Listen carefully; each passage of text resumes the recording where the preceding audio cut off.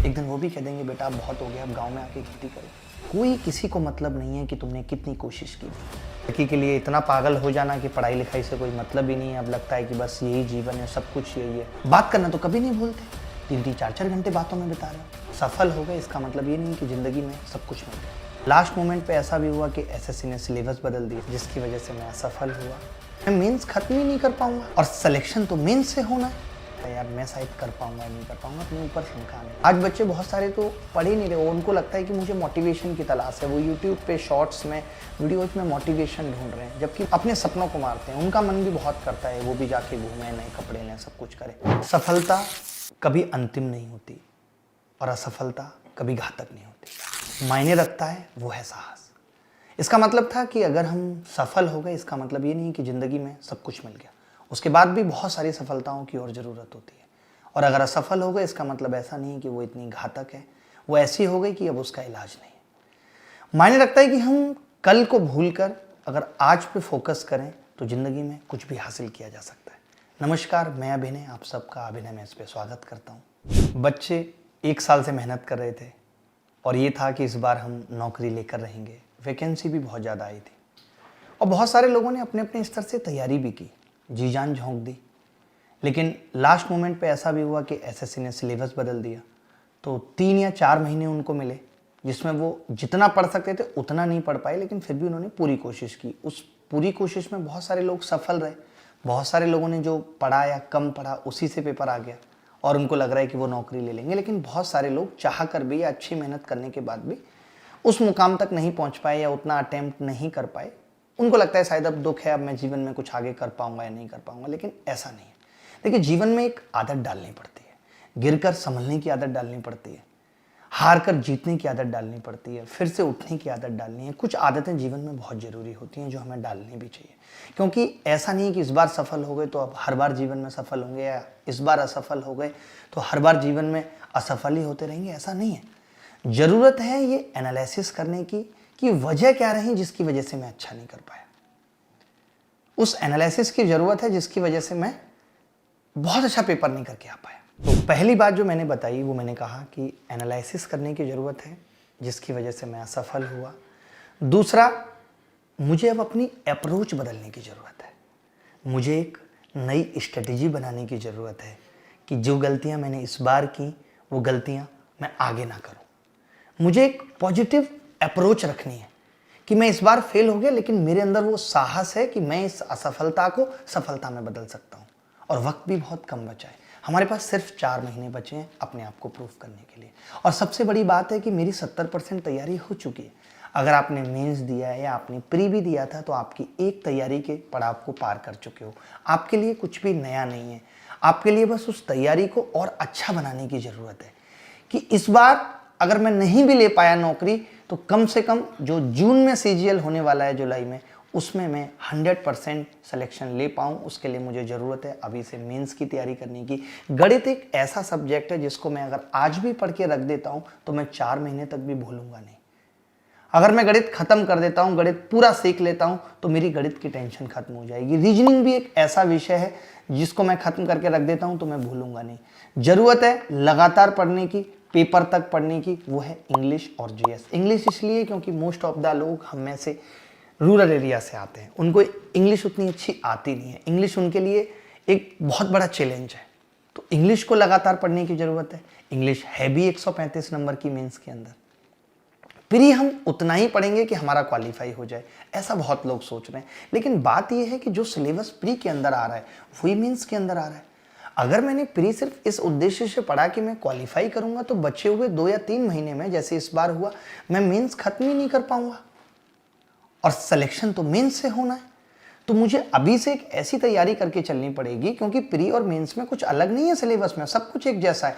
मुझे अभी से एक ऐसी तैयारी करके चलनी पड़ेगी कि इन 4 महीने में भी मैं प्री की भी ऐसी तैयारी करूं कि मेरे 170-80 नंबर आए, क्योंकि प्री के अंदर जब मेरे इतना अच्छा स्कोर रहेगा तभी मैं मेंस क्वालिफाई कर पाऊंगा। नेपोलियन हिल ने कहा था कि जितने भी महान लोग हुए हैं उन्होंने अपनी सबसे बड़ी सफलता सबसे बड़ी विफलता के बाद ही पाई है।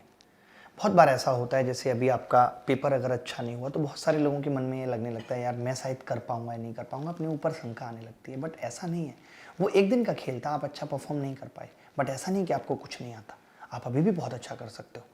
ज़रूरत है कि वो फर्म डिटर्मिनेशन लेने की, एक दृढ़ संकल्प लेने की कि इस बार किसी भी हालत में मुझे नौकरी लेनी है। ज़रूरत है समय ना खराब करने की, कुछ कस्में खाने की कि आज से मैं यूट्यूब शॉर्ट्स में टाइम नहीं खराब करूँगा, आज से मैं इंस्टाग्राम रील्स में टाइम नहीं खराब करूँगा। अगर आप सच में चाहते हैं कि आपको सिलेक्शन लेना है तो आपको ये सोशल मीडिया का चस्का भी छोड़ना पड़ेगा। बहुत लंबी उम्र है रील्स देखने की, बहुत लंबी उम्र है मूवीज़ देखने की, बहुत लंबी उम्र बची है अभी जो भी आप सीरीज़ देखते हैं, कुछ भी देखते हैं उसकी। अभी ज़रूरत है, देखिए हर एज की अपनी डिमांड होती है। इस एज की डिमांड है कि आप अपने आप को पूरी तरीके से पढ़ाई में झोंक दें, क्योंकि बचे हुए 4 महीने में अगर आप चाहते हैं कि आपकी प्री और मेंस की तैयारी हो जाए तो आपको बहुत मेहनत करनी पड़ेगी। गणित की जिम्मेदारी मैंने हमेशा ली है, इस बार भी ले रहा हूँ और कोशिश ये भी कर रहा हूँ, यहाँ पे कमिट नहीं करूँगा कि मैं कुछ और भी जो आपके लिए पढ़ा सकता हूँ। रीजनिंग के कुछ ऐसे टॉपिक जो इस बार मेंस के अंदर बच्चों के लिए मुश्किल हो गए, वो नहीं अच्छा परफॉर्म कर पाए, या कंप्यूटर के कुछ ऐसे टॉपिक, कंप्यूटर बच्चों के लिए बहुत बड़ा दर्द रहा। तो मैं, आपने देखा है मेरे पढ़ाने का तरीका कि मैं हर चीज़ को बहुत आसान बना के पढ़ाता हूँ। जो बच्चे गणित पढ़ना चाहते हैं, आपने देखा अभी हम A to Z quant 2.0 batch पढ़ रहे थे, उसी बैच को अब 2.1 करके आगे बढ़ाएंगे और टिग्नोमेट्री से शुरू करेंगे, क्योंकि टिग्नोमेट्री से मेंस में भी सवाल आए, प्री में भी सवाल आए। ऐसा कोई एग्जाम नहीं है जिसमें टिग्नोमेट्री से सवाल नहीं आ रहे। हमें सिखाना है आपको कि कैसे आप उन सवालों को सेकंड्स में सॉल्व कर सकते हो। मैं चाहता हूं कि टिग्नोमेट्री आपको इस कदर आ जाए कि आप कोई भी एग्जाम देने जाते हो तो उसमें एक भी सवाल ना बचे। तो अगली क्लास आप देखेंगे चैनल पे लगी हुई है, वो है टिग्नोमेट्री पार्ट 1, जिसके अंदर हम टिग्नोमेट्री का पूरा बेसिक जानेंगे। जिस तरीके से हम पहले पढ़ रहे थे कि लंबी लंबी क्लासेस पढ़ते थे ताकि एक क्लास में बच्चे को बहुत कुछ सीखने को मिल जाए, एक ही क्लास को हम कंक्लूड कर दें, क्योंकि हमें पढ़ाने के साथ साथ आपका पढ़ाई में इंटरेस्ट बनाना भी बहुत ज़रूरी है। उन सब चीज़ों का ध्यान रखना है। और काफ़ी वक्त गुजर भी चुका है, यूट्यूब पे लगातार क्लास नहीं हुई, क्योंकि मैं ये समझता हूँ कि पढ़ाई के साथ साथ एक शिक्षक का ये भी धर्म है कि वो बच्चे को पढ़ाई के लिए उकसाता रहे, वो बीच बीच में पढ़ाई के महत्व को बताता रहे। आज बच्चे बहुत सारे तो पढ़ ही नहीं रहे, उनको लगता है कि मुझे मोटिवेशन की तलाश है, वो यूट्यूब पे शॉर्ट्स में, वीडियोज में मोटिवेशन ढूंढ रहे हैं, जबकि मोटिवेशन उनके घर है। एक बार पिताजी को पूछिए कि जो पिछले महीने पिताजी ने 5,000 रुपये भेजे थे वो किससे उधार लेके भेजे थे, या अगर वो उसने अपने पास से पिताजी ने पैसे भेजे थे तो उनसे पूछिए कि घर की कितनी जरूरत की चीज़ों को उन्होंने ना लेकर के आपको 5,000 रुपये भेजे थे। तो आपको पता चलेगा कि असली मोटिवेशन, असली दर्द वो है जो आपके पिताजी जिस दौर से गुजर रहे हैं सिर्फ आपके सपनों को साकार करने के लिए, कि तुम जीवन में उस तरीके से परेशान ना हो जिस तरीके से परेशानियां उन्होंने उठाई, तुम्हारा जीवन सफल हो जाए। कितनी मेहनत करते हैं माँ बाप अपने बच्चों के लिए, अपने सपनों को मारते हैं। उनका मन भी बहुत करता है वो भी जाके घूमें, नए कपड़े लें, सब कुछ करें, लेकिन सिर्फ आपकी ज़रूरतों की वजह से वो अपने हर ज़रूरत को मार लेते हैं, हर इच्छा को मार लेते हैं कि तुम जीवन में किसी लायक बन जाओ। और तुम घर के बाहर रहते हुए भी अपना समय खराब करना, इससे उससे बात करना, दोस्ती यारी में समय खराब करना, किसी लड़की के लिए इतना पागल हो जाना कि पढ़ाई लिखाई से कोई मतलब ही नहीं है, अब लगता है कि बस यही जीवन है, सब कुछ यही है। कैसे भूल जाते हो माँ बाप के उस चेहरे को? शायद अगर अपने फ़ोन में वॉलपेपर पे ये सेट कर लो तो तुम्हें हर पल ये पता चलता रहेगा कि मुझे पढ़ना है, मुझे मेहनत करनी है। आज हम मोटिवेशन के लिए लोगों को देख रहे हैं, लोगों के शॉर्ट्स देख रहे हैं। मैं इस पर एक लाइन कहना चाहूँगा कि किसी और के कदमों पे चलकर नहीं बदलती जिंदगी, एक अपनी कहानी बनानी है। कौन क्या कर रहा है इससे क्या लेना, जिंदगी तो अपनी सुलझानी है। हमें मतलब अपने से रखना है।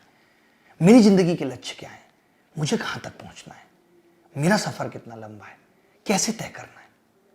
मैं हमेशा एक चीज़ कहता हूँ, हर दिन जो इंसान वक्त का एनालिसिस करता है कि आज मैंने अपना कितना वक्त किन चीज़ों में गंवा दिया, आज मैं कितने घंटे पढ़ा, नहीं पढ़ा, आज मैंने जो किया उसका मेरे आगे आने वाले जीवन पे क्या प्रभाव पड़ेगा, वो लोग महान बनते हैं। हर एक महान व्यक्ति ने वक्त को बहुत वैल्यू किया, उसने वक्त नहीं गंवाया जैसे आप गंवा रहे। आज आप सोचिएगा इस वीडियो को देखने के बाद कि आप अपने दिन का कितने प्रतिशत वक्त, कितने घंटे आप बिना मतलब की चीज़ों में दे देते हैं, जिसका आपके सिलेक्शन से, आपकी सरकारी नौकरी से कोई लेना देना नहीं है। कब ये समझ पाएंगे? क्या नहीं लगता जो लोग इस बार मेंस में सफल नहीं हो पाए या प्री में सफल नहीं हो पाए, क्या वो लोग मानते हैं कि उन्होंने 100% दिया था? क्या उन्होंने अपना सब कुछ लगा दिया था? तो जवाब मिलेगा नहीं, बहुत कमियां रह गई थी। क्या वो कमियां फिर से दोहराओगे, फिर से असफलता की कहानी लिखोगे? और कब तक? घर वाले भी कब तक वक्त देंगे आपको कि आप तैयारी करते रहो? एक दिन वो भी कह देंगे बेटा अब बहुत हो गया, अब गांव में आके खेती करो, अब बेटा अपनी प्राइवेट नौकरी ढूंढ लो। और देखिए कोई भी चीज़ जब वक्त निकलने के बाद मिलती है ना तो उसका मजा खत्म हो जाता है। जब जिस चीज़ का मन हो, जिस चीज़ की ज़रूरत हो, वो उस वक्त मिल जानी चाहिए। कहते हैं ना, लग जा गले फिर कभी हंसी रात हो ना हो। आज वक्त मिला है, चुनाव है, अच्छी वैकेंसी है, बहुत अच्छा मौका है कि आप नौकरी ले लो। पता नहीं इसके बाद कभी इतनी वैकेंसी आएंगी, पता नहीं आप तैयारी कर पाओगे या नहीं, पता नहीं आपके घर वाले आपको और सपोर्ट दे पाएंगे या नहीं। अभी सब कुछ मिला है, इस मौके का फायदा उठा लो। वक्त बदलते देर नहीं लगती, चाहे खराब लाना हो चाहे अच्छा लाना हो, सब आपके हाथ में। देखिए, हर आदमी ना ये सोचता है नतीजा क्या है। कहते हैं ना कि दुनिया ने हमेशा नतीजों को सराहा है। अगर कोशिश को सराहा होता तो चेहरे पे यूं उदासियां ना होती। कोई किसी को मतलब नहीं है कि तुमने कितनी कोशिश की नहीं की। नतीजा क्या रहा, फाइनल सिलेक्शन हुआ नहीं हुआ, ये मतलब है। आज तो आप देखते भी होंगे, गांव में आप कुछ भी कह दो, प्री निकल गया कोई मतलब नहीं, मेंस निकल गया कोई मतलब नहीं, हर आदमी कहता है ज्वाइनिंग हुई या नहीं हुई। फाइनल रिजल्ट क्या रहा, आपने कितनी कोशिश की, आप कितना भी बहाना बना ले, मैं इस वजह से पेपर नहीं दे पाया। आप देखते होंगे कितने सारे लोग तो सिर्फ इसलिए पेपर नहीं दे पाते क्योंकि उनका फॉर्म नहीं भरा गया था, वो लास्ट दिन के लिए बैठे हुए थे। उसमें से भी कितने सारे लोग ऐसे होते हैं जिनको यही नहीं पता कि सिग्नेचर ठीक करने हैं, चश्मा नहीं लगाना है, उनके फॉर्म रिजेक्ट हो जाते हैं। कितने लोग उसी स्टेज से बाहर हो जाते हैं। कितने लोग एग्जाम सेंटर पे लेट पहुंचने की वजह से नहीं सेलेक्ट हो पाते। तो कितना कुछ एक सफल होने तक की जर्नी में ध्यान रखना पड़ता है। हर कदम फूक फूक के रखना पड़ता है, कहीं कोई गलती ना हो जाए। और जो लोग इस तरीके का एफर्ट करते हैं वो सब सेलेक्ट होते हैं। इस बार भी देखिएगा 40-45 हज़ार लोग सेलेक्ट होंगे, आप नहीं आ पाए उस 40-45 हज़ार लोगों में। कहाँ कमी रह गई? एनालिसिस किया आपने? कोशिश की जानने की कि आपकी गलतियां कहाँ रही हैं और अब इस बार ये गलतियां नहीं दोहरानी? बनाई कोई नई प्लानिंग? क्या आपने सोचा कि इस बार मैं किसी भी हाल में सेलेक्ट होऊंगा और इस बार अपनी कोई भी गलती नहीं दोहराऊंगा, मेरा अपना टाइम टेबल होगा? नहीं। आजकल जो लोग अच्छी मनोदशा से भी नहीं गुजर रहे, बहुत स्ट्रेस उनको होता है, उन सबसे भी मैं कहना चाहता हूं कि जिंदगी में सिलेक्शन नौकरी से पहले भी हेल्थ है। क्योंकि आप मेंटली अगर फिट रहोगे तो फिजिकली फिट रहोगे और आप ज़्यादा एफर्ट लगा पाओगे। वरना तो आज मैं बच्चों को कहते हुए सुनता हूँ पूरे दिन आलस आता है, 24 घंटे में 14-14 घंटे सोकर बिता देते हैं। तो खुद को ठीक रखना भी बहुत ज़रूरी है। सबसे पहली स्टेज जो आती है तैयारी में वो ये है कि हम खुद को ठीक रख पा रहे हैं नहीं। और खुद को ठीक रखने के लिए मानसिक स्थिति तब ठीक रहती है जब हम अच्छा खाना खाते हैं, टाइम से सोते हैं। आज ये दौर अब पुराना हो गया, ये स्टाइल पुराना हो गया है कि मैं रात को 12 बजे पढ़ने बैठूंगा। अब इस स्टाइल के लिए कोई अप्रिसिएशन आपको नहीं मिलेगा। अब अप्रिसिएशन इस चीज़ के लिए मिलेगा कि मैं 10 बजे तक पढ़ के सो जाता हूँ और सुबह 6 बजे जग के फिर पढ़ना स्टार्ट करता हूँ। तो सुबह 6 बजे से लेकर के 10 बजे तक तुम इतना पढ़ लोगे जितना पूरे दिन में नहीं पढ़ पाओगे, मैं दावे के साथ कह सकता हूँ। दूसरी सबसे ज़रूरी चीज़ है कि मॉक टेस्ट। जब तक ये पता नहीं चलेगा कि मैं कितने पानी में हूँ, मेरी तैयारी कितनी है, तब तक मैं कैसे सफल हो सकता हूँ? तो हर दिन, आज से 4 महीने हर दिन मॉक टेस्ट दो। अगर आप मॉक टेस्ट आप कहीं नहीं ले पा रहे हो, अफोर्ड नहीं कर पा रहे हो, तो आप सबको पता है कि हमारे अभिनय मैथ्स ऐप पे 10-12 हज़ार मॉक टेस्ट हैं, एसएससी पास में, बैंक पास में। अगर आप अफोर्ड नहीं कर पा रहे हो तो हमारा नंबर भी साइड में लिखा हुआ है, आप इस नंबर पे कॉल करके वो मॉक टेस्ट फ्री भी ले सकते हो। कि मैं अफोर्ड नहीं कर सकता बट मैं मॉक टेस्ट देना चाहता हूँ, मैं चाहता हूँ कि हर बच्चा सिलेक्शन ले, जिस भी तरीके से हो सकता है। तो इन दोनों में से किसी भी नंबर पे कॉल करके आप हेल्प के लिए बोल सकते हो, आपकी 100% हेल्प होगी। उसके बाद भी ना हो तो आप मुझे पर्सनली मेल कर सकते हो। लेकिन मॉक टेस्ट दो, डेली मॉक टेस्ट दो। हर दिन फिक्स कर लो कि मुझे मॉक टेस्ट देना है, हर दिन फिक्स कर लो मुझे इतने घंटे पढ़ना है। बहुत सारे लोग कहते हैं कि मैं कंसिस्टेंट नहीं हो पाता, हर दिन मैं नहीं पढ़ पाता। हर दिन उससे बात कैसे कर लेते हो? बात करना तो कभी नहीं भूलते, 3-3, 4-4 घंटे बातों में बिता रहे हो। मैं लिख के दे रहा हूँ, अगर तुम सफल नहीं हुए तो ये बात बंद हो जाएंगी और तुम्हारी जगह कोई और ले लेगा, जो कि सिर्फ बैंक क्लर्क होगा या पटवारी होगा। क्या तुम्हें ये मंजूर है? नहीं तो फिर आज से ही मेहनत करना शुरू कर दो। क्या तुम चाहते हो कि जिस लड़की से तुम सोचते हो उससे तुम्हारी शादी हो जाए, तुम्हारे पेरेंट्स मान जाए? उसके लिए भी जरूरी है सरकारी नौकरी, ये लेनी पड़ेगी। अगर ऐसा चाहते हो तो आज से दोनों मेहनत करना शुरू कर दो। दोनों एक दूसरे को कम वक्त देके किताबों को ज़्यादा वक्त देना शुरू कर दो। एक दूसरे में कंपटीशन लगाओ, तेरे मॉक में कितने नंबर आए, मेरे मॉक में कितने नंबर आए। अभी 130 आते थे, अब 135 लेके आने, अब 140 लेके आने, अब 150 लेके आने। अगर प्री की पूरी तैयारी हो चुकी है तो मेंस के मॉक देना स्टार्ट कर दो। जैसे तुमने देखा होगा कि मेंस में इस बार बच्चों ने बोला है कि उनका कंप्यूटर बहुत अच्छा नहीं हो पाया, तो कंप्यूटर पढ़ना स्टार्ट कर दो। बहुत सारे वीडियोज एसएससी अभिनय मैथ्स पे डले हुए हैं, कंप्यूटर का कोर्स भी है अभिनय मैथ्स ऐप पे, वहाँ से भी आप जो मैंने नंबर दिए हैं उस पर बोल करके कोर्स भी ले सकते हो। जो कोई भी बच्चा यूट्यूब से नहीं पढ़ पाता है, जैसे आपने देखा होगा मैं खुद भी यूट्यूब से पढ़ा रहा हूँ, हमारी टीम में भी लोग A to Z English, A to Z science batch YouTube पे पढ़ा रहे हैं। इसके बावजूद अगर आप चाहते हो कि मैं यूट्यूब से पढ़ना ही नहीं चाहता, यूट्यूब पे बहुत डिस्ट्रैक्शन है, मैं ऐप से पढ़ना चाहता हूँ, बट मेरे पास उतने पैसे नहीं हैं कि मैं आपका कोर्स ले सकूँ, तो उसके लिए जो मैंने अभी 2 नंबर दिए, अभी फिर से साइड में जो 2 नंबर हैं, आप इस पर कॉल करके 4 महीने जो प्री ओरिएंटेड बैच है उसमें एनरोल करके पढ़ सकते हो। उन नंबर्स पे जो भी आपकी हेल्प है, आपसे कोई क्वेश्चन नहीं पूछेगा, आप जो बोलेंगे कि मेरे पास इतने पैसे हैं या मेरे पास इतने पैसे कम हैं, मेरी हेल्प होनी चाहिए, तो सबकी हेल्प होगी। ऐसा मेरा पूरा नीचे तक आदेश है कि कोई भी बच्चा ऐसा ना बचे जिसके पास कम पैसे होने की वजह से नहीं पढ़ पाया या पैसे ना होने की वजह से ना पढ़ पाया। बाकी मैं यूट्यूब पे सिर्फ इसलिए आना चाहता हूँ, यूट्यूब पे मैं फिर से A to Z क्वांट इसलिए शुरू करना चाहता हूँ, मैं चाहता हूँ कि मैं आप में वो जोश फिर से भर दूँ कि इन 4 महीने में हर दिन आपसे पूछता रहूँ आपकी तैयारी कैसी है। मैं आपको GS पढ़ाने का भी तरीका बताना चाहता हूँ, मैं आपको रीजनिंग पढ़ने का भी तरीका बताना चाहता हूँ, मैं आपको इंग्लिश पढ़ने का भी तरीका बताना चाहता हूँ। वो वीडियोज भी मैंने अभी बनाए हैं, आप देखेंगे आगे आने वाले टाइम में आपको यूट्यूब चैनल पे मिलेंगे, इसी पे अभिनय मैथ्स पे। अगर आप वो तरीका फॉलो करते हो, मैंने खुद वो तरीका फॉलो करके 5 बार सिलेक्शन लिया। आज भी अगर मैं SSC एग्जाम में चला जाऊँ आंख बंद करके तो भी मैं सेलेक्ट हो जाऊँगा, क्योंकि मैंने उस स्तर का पढ़ लिया। और आप एक इस SSC की नौकरी के लिए कितने साल मेहनत करते रहोगे? 4 साल, 5 साल, 6 साल, बताओ। अब आपको नहीं लगता कि इस बार सिलेक्शन ले लेना चाहिए? हर हाल में सिलेक्शन ले लेना चाहिए। जी जान लगा देते हैं, मैं भी लगाता हूँ, आप भी लगाओ, और बनाते हैं इस सफ़र को औसम। फिर जहाँ बात शादी की फंसेगी मैं फिर से आ जाऊँगा। उसके पेरेंट्स को मनाना हो, आपके पेरेंट्स को मनाना हो, मना लेंगे, भला मेरी बात कौन टालेगा। वरना तो क्या होगा, सिमट जाएगा कुछ यूं तेरा प्यार अल्फाजों में, जब वो ये कह देगी कि मोहब्बत तो है बट तुमसे नहीं। और बस मैं इतनी सी बात कहूँगा कि अगर आप अपने सपनों को साकार नहीं करेंगे तो इतना समझ लीजिए कि कोई और अपने सपनों को साकार करने के लिए आपको भाड़े पे रख लेगा। अब आपको डिसाइड करना है कि आपको अपने सपने साकार करने हैं या किसी और के सपनों के लिए भाड़े पे रहना है।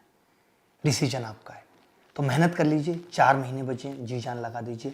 मैं भी आ रहा हूँ A to Z क्वांट 2.1 लेकर के, पूरी ताकत लगाऊंगा। और इस A to Z क्वांट 2.1 के अलावा कैसे GS पढ़नी है, GS पढ़ने का तरीका क्या होना चाहिए, करंट अफेयर का स्टाइल क्या होना चाहिए, कंप्यूटर पढ़ने का तरीका क्या होना चाहिए, किस तरीके से, ये सब कुछ बताऊंगा। क्योंकि मैं पूरा मेंस का पेपर देख चुका हूँ, मेंस में कैसा पेपर आया, 150 से ज़्यादा बच्चों से बात कर चुका हूँ, क्या क्या उनको तकलीफें आई। गणित आप देख चुके हो कि बहुत ज़्यादा मुश्किल नहीं पूछी जा रही है, 1 या 2 सवाल ही ऐसे हैं जो थोड़े बहुत मुश्किल आ रहे हैं। प्रोबेबिलिटी हम फिर से एक बार लाइव पढ़ लेंगे, स्टैटिस्टिक्स हम फिर से एक बार लाइव पढ़ लेंगे। कमेंट करके आपको ये भी बताना है कि आप लाइव पढ़ना चाहते हैं या रिकॉर्डेड पढ़ना चाहते हैं। और फिर से जब 15 दिन बीत जाएंगे तो मैं एक स्ट्रेटेजी सेशन सब्जेक्ट्स को लेकर के कि किस किस तरीके से पढ़ना है उस पर भी चर्चा करेंगे। बट पढ़ाई पे फोकस ज़्यादा रखना है। और मैं सिर्फ यूट्यूब पे लाइव आके इसीलिए पढ़ा रहा हूँ ताकि आपकी पढ़ाई चलती रहे, कंसिस्टेंसी बनी रहे, आपको पढ़ाई में उत्साह बना रहे, आप डिमोटिवेटेड ना फील करें। तो पूरी शिद्दत से पढ़ेंगे, मैं पढ़ाऊँगा, आपने पढ़ना है पूरी ताकत से। तो विराम लेता हूँ। बहुत अच्छा लगा आपसे बात करके, इसी तरीके से बातें होती रहेंगी। बताइएगा आपको कैसा लगा ये वीडियो देख के, आपने क्या सीखा। कोई ऐसी एक बात जो आपके दिल को छू गई हो, कमेंट करके जरूर बताइएगा। थैंक यू, नमस्कार, धन्यवाद।